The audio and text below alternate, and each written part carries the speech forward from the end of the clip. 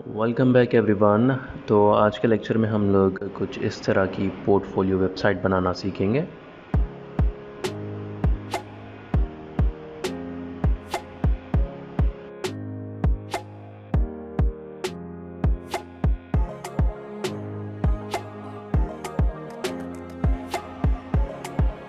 तो इस तरह की वेबसाइट बनाने के लिए सबसे पहले हम लोग एक फ़ोल्डर बना लेंगे और उसका नाम दे देते हैं पोर्टफोलियो। और इस फोल्डर के अंदर हम लोग वर्डप्रेस को एक्सट्रैक्ट कर लेते हैं। सो आई होप कि आप लोगों को पहले ही पता है कि वर्डप्रेस को डाउनलोड कहाँ से करना है और किस तरह से इसको एक्सट्रैक्ट करना है। जब तक हमारी फाइल्स कॉपी हो जाएं तब तक हम लोग एक डेटाबेस बना लेते हैं और उस डेटाबेस का नाम भी पोर्टफोलियो दे देते हैं। और ये हमारा डेटाबेस क्रिएट हो चुका और ये रहा हमारा पोर्टफोलियो डेटाबेस। अब ज़रा अपनी वेबसाइट को या उस फोल्डर को एक्सेस करते हैं और उसको एक्सेस करने के लिए हम लोग लिखेंगे localhost/portfolio। लेकिन फ़िलहाल सारी की सारी फाइल्स जो हैं वो कॉपी नहीं हुई, विच इज़ वाई हमें सिर्फ 2 फोल्डर्स ही नज़र आ रहे हैं। तो अब हमारी फाइल्स अपलोड हो चुकी हैं, तो हम लोग कॉन्फ़िगरेशन को स्टार्ट करते हैं। तो लेट्स गो पे क्लिक करें, डेटाबेस का नाम लिखें, that is portfolio. User name हमारा रूट रहेगा, पासवर्ड आपने खाली छोड़ देना है, मैं लिखूँगा ऑल इज़ वेल और सबमिट कर दूँगा। रन द इंस्टॉलेशन के ऊपर क्लिक करें और यहाँ पर अपनी वेबसाइट के बारे में कोई भी इंफॉर्मेशन डाल दें और this is it, install WordPress. तो आपकी वर्डप्रेस इंस्टॉल हो चुकी है। अब आप लोगों ने इस पर करना है log in. User name type करें, पासवर्ड टाइप करें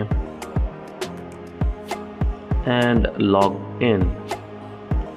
अब हम लोगों ने कोई ना कोई थीम सेलेक्ट करनी है, तो उसके लिए मैं आऊँगा अपीयरेंसेस के ऊपर और यहाँ से प्लस के आइकन पे क्लिक करूँगा और कोई थीम सर्च कर लेता हूँ। तो मैं लिखता हूँ पोर्टफोलियो और मैं एलिमेंटर पेज बिल्डर को यूज़ करता हूँ, तो साथ ही साथ एलिमेंटर भी लिख देता हूँ, विच इज़ नॉट नेसेसरी, लेकिन भले लिख दें।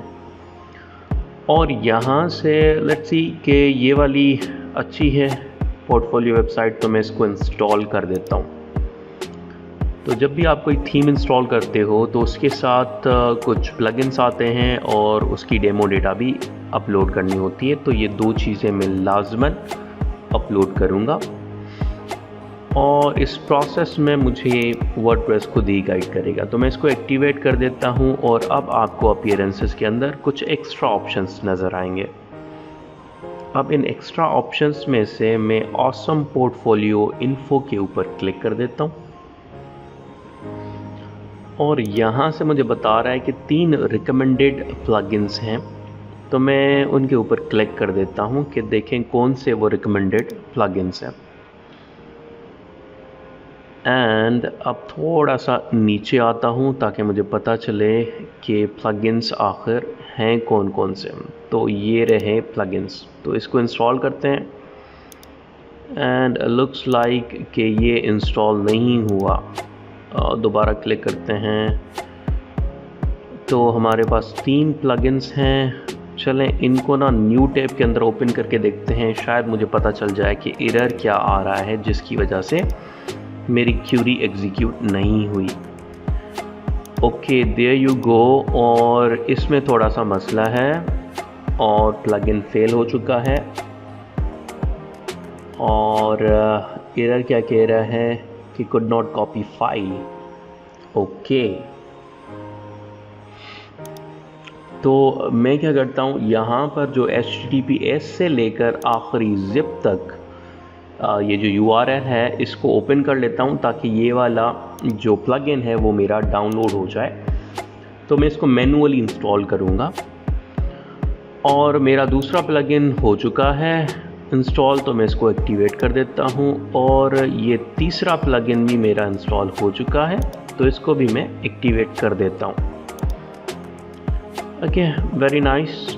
और अब ज़रा इस एलिमेंटर के इस डाउनलोडेड प्लगइन को करते हैं इंस्टॉल। तो उसके लिए ऐड न्यू के ऊपर क्लिक करूँगा, with in plugins upload plugin के ऊपर क्लिक करूँगा, चूज़ फाइल करूँगा और डॉक्यूमेंट्स में से या डाउनलोड्स में से वो प्लगइन सेलेक्ट करके उसको इंस्टॉल कर देता हूँ। And so we are working on it. लेकिन प्रॉब्लम ये है कि फ़ोल्डर पहले से ही बना हुआ है और मैं प्लगइन्स में से आके उस फ़ोल्डर को डिलीट कर देता हूँ, क्योंकि ये वाला फ़ोल्डर तब बना होगा जब इंस्टॉलेशन आधी चल के अनसक्सेसफुल हो गई थी। तो अब फ़ोल्डर वो डिलीट हो गया, तो दोबारा से ऐड न्यू के ऊपर क्लिक करते हैं, अपलोड प्लगइन पे क्लिक करते हैं, चूज़ फाइल करते हैं, डाउनलोड्स में जाते हैं और यहाँ से इस प्लगइन को जिप फाइल को करते हैं ओपन और इंस्टॉल कर देते हैं। एंड बाय डूइंग सो हमारा प्लगइन इंस्टॉल हो चुका। अब इसको कर देते हैं एक्टिवेट। तो हमारे रिक्वायर्ड प्लगइन्स जो हैं अब एक्टिवेट हो चुके हैं। यहाँ पर बाय डिफ़ॉल्ट कुछ 2 और प्लगइन्स पड़े हुए हैं, हेलो डॉली और एंटी स्पैम का एक्टिवेट कर देते हैं, लेकिन इनकी कॉन्फ़िगरेशन फ़िलहाल हम लोग नहीं करेंगे यहाँ पे। तो दिस इज़ इट। अब आते हैं डेमो डेटा के ऊपर।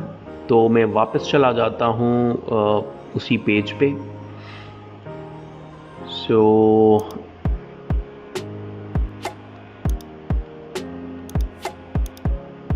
यहाँ से इंपोर्ट डेमो डेटा पे क्लिक करते हैं और बाकी जो टैब्स हैं उनको मैं बंद कर देता हूँ, वो मेरे किसी काम के नहीं हैं। इस पेज को रीलोड करके देख लें, लेकिन अभी तक डेमो डेटा अपलोड नहीं हुई हमारी, तो कोई इफ़ेक्ट नज़र नहीं आ रहा था। अच्छा, इंपोर्ट डेमो डेटा पे क्लिक करने के बाद मुझे इस तरह की कुछ चीज़ें नज़र आ रही हैं, तो मैं इंपोर्ट डेमो कर देता हूँ किसी एक को सिलेक्ट करके उसके ऊपर, और यहाँ से रिक्वायर्ड प्लगइन है एलिमेंटर का, उसको इंस्टॉल कर देता हूँ। और साथ ही साथ popup message for contact from 7 उसको भी ज़रा हम लोग इंस्टॉल कर देते हैं। Okay, done. अब ज़रा go to the next step पे क्लिक करते हैं और हमें ये तीनों डेमो डेटा की जो फाइल्स हैं उन पे टिक करके इनको इंस्टॉल करना होगा।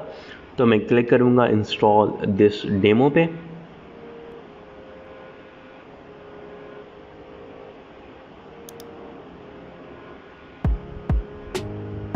और हमारी डेमो डेटा इंपोर्ट हो चुकी है। अब ज़रा सी द रिज़ल्ट्स के ऊपर क्लिक करते हैं एंड देयर यू गो। तो हमारी डेमो डेटा जो है वो इंपोर्ट हो चुकी है और हमारी पोर्टफोलियो वेबसाइट रेडी है। अब ज़रा इसको हम लोगों ने करना है एडिट वेडिट।